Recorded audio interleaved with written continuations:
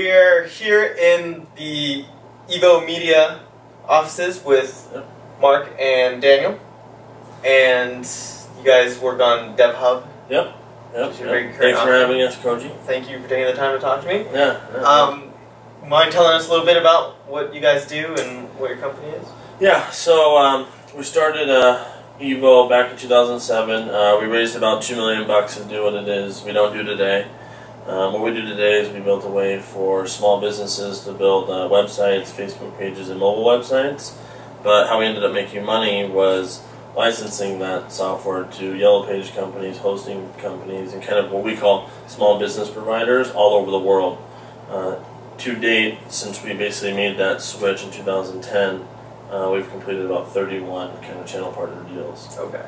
So this might be hard to answer, but I'm always kind of curious when it comes to enterprise sales, sort of gaining that initial traction, right? And maybe this spawned from your previous work. 2 years. Yeah. Like it takes 2 years. Can you run kind of through that whole process? Like, how do you get somebody? 14 months. You meet somebody. You talk to them one time. It takes 14 months. Yeah. And that's just to close the contract. Right. For it to be up and running, honestly, it's 2 years.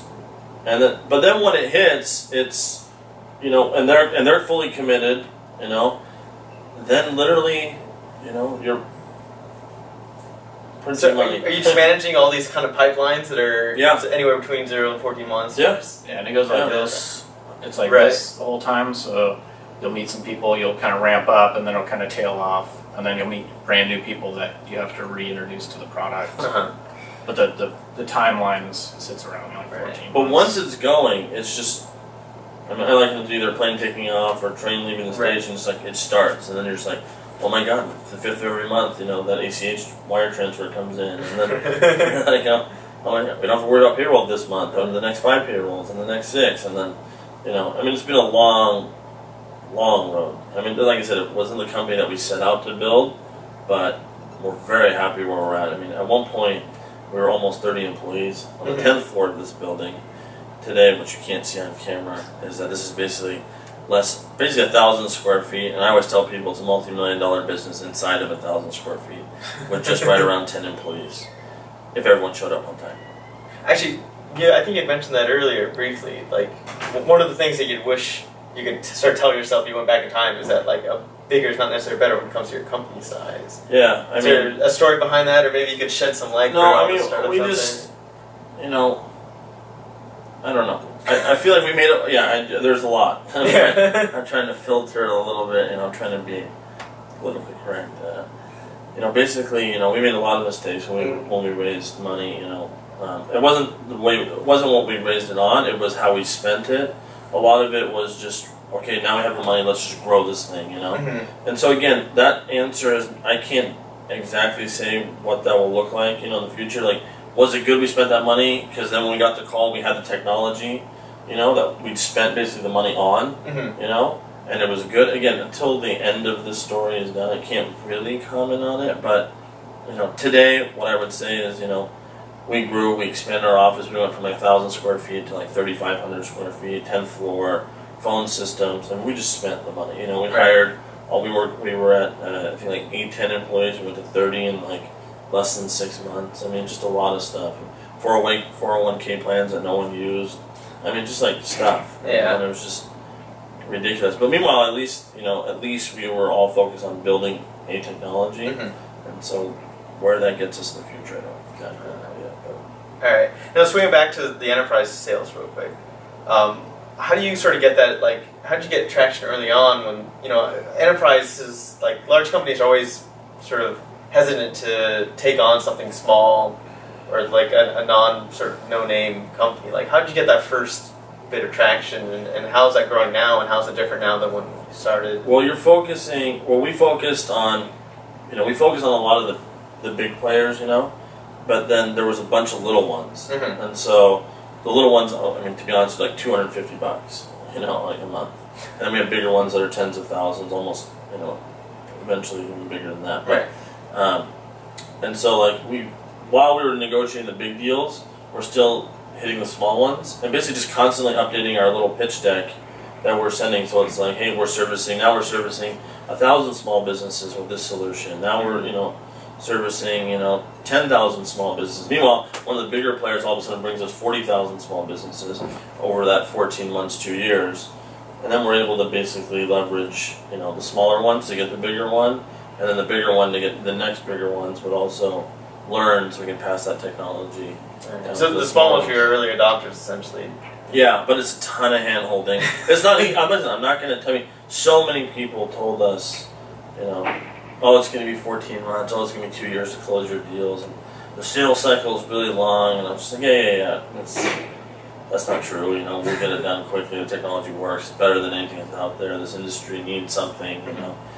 Small businesses need something. And so we're there. And so, but no, it did take that long. It did take that long. And honestly, I mean, also to be honest, is that the last 4 years were miserable. Yeah. I mean, I don't know about everybody else, but for us, I mean, to me, the last 4 years were miserable. But when we own it, we don't have to ask for vacation time, and so once those deals, like literally these last 8 months, in my opinion, have been like just gas in the tank, and it's just been like, we're just hitting that growth right now. And I'm just like, oh my god, like now we're however many payrolls ahead. It's just like, oh, we don't have to worry about it.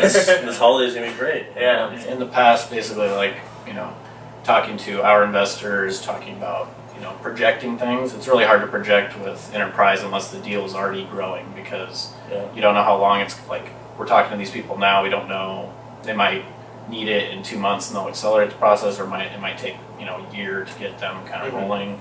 So it's really hard to be like, we got this deal, but we don't even you can't project it. Like we have certain minimums like that they have to meet in our contracts, but it's still nothing compared to what the actual deal possibility would be. So. And there's not like smaller customers, like the smaller customers don't necessarily move faster than larger ones. It sounds like it's like you're always dealing with. And it's about the same amount of hand holding. It's exactly. It's interesting. Yeah, because you're dealing still with even in a larger company, you're still only dealing with probably a half dozen people.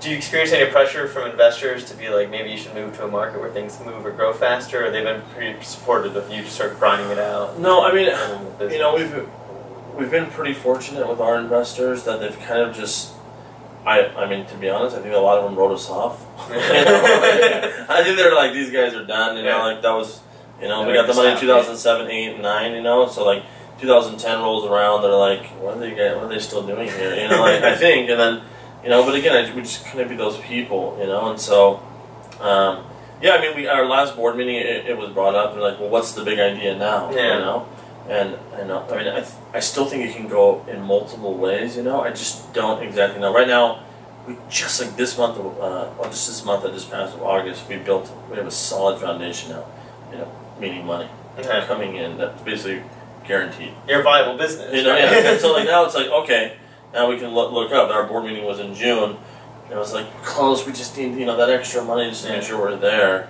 And so now that we're there, it's like, okay, now what are we doing? And so. And we have a lot of ideas of where it can go from this point on. Excellent. All right, sounds good. We're just about out of time. Are there any other sort of nuggets of inspiration or insight or lessons learned that you want to feed to the people out there? Quick background, Daniel and I have been working together since we were 16 years old. I'm 31, he's 30. I got married 2 years ago. Let's see what else there is.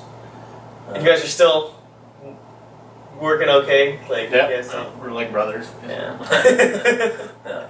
He's he's actually the closer. What I do is I talk like this, and then I shut my mouth because no one wants to hear it. They're like, obviously this guy does not know what he's talking about, and then Daniel goes in there and closes it. It literally just works exactly like that. But yeah, Seattle's the greatest place on earth. Paris, Rome, Seattle. And I got the iPhone 5S. Oh, beautiful. The envy of everybody. You didn't wait in line for it, did you? I did. I was number 7. I'd never done that before, but I had to do it just because I've been on the floor for like 3 years. I just couldn't do it anymore. Not one more day. Yeah. I was like, I couldn't do it. Now I'm just like so happy today. It's like Friday. You were coming in. I was like, yes, this is going to be such a great day. And I was like, yeah, no kidding. Yeah, exactly. All right. Well, thank you very much, guys. I really appreciate you taking the time. Thanks a lot. All right. This is EVO Media Group.